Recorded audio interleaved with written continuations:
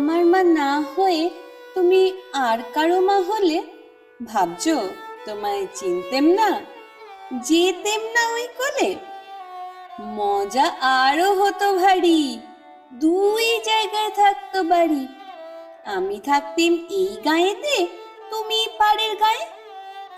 এইখানেতে দিনের বেলা যা কিছু সব হতো খেলা।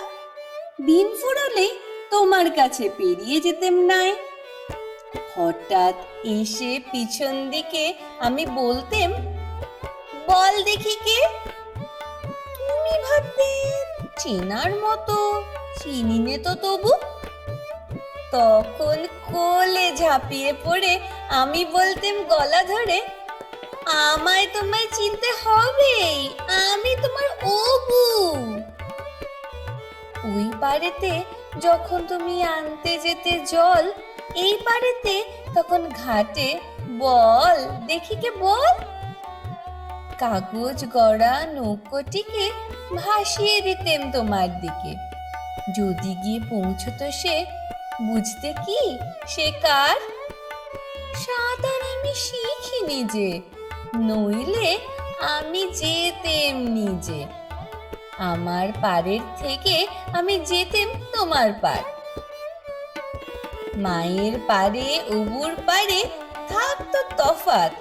কেউ তো কারে ধরতে গিয়ে পেত না কো, রইতো না একসাথে। দিনের বেলায় ঘুরে ঘুরে দেখা দেখি দূরে দূরে, সন্ধে বেলায় মিলে যেত অবুতে আর মাতে। কিন্তু হঠাৎ কোনো দিনে যদি বিপিন মাঝি পার করতে তোমার পারে নাই হতো মা রাজি। ঘরে তোমার প্রদীপ জেলে ছাতের উপর মাদুর মিলে বসতে তুমি, পায়ের কাছে বসতো ক্ষান্ত বুড়ি।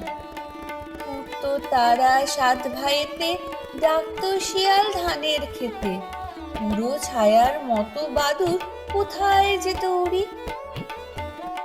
তখন কি মা দেরি দেখে ভয় হতো না থেকে থেকে? পার হয়ে মা আসতে হতোই, অবু যেথায় আছে।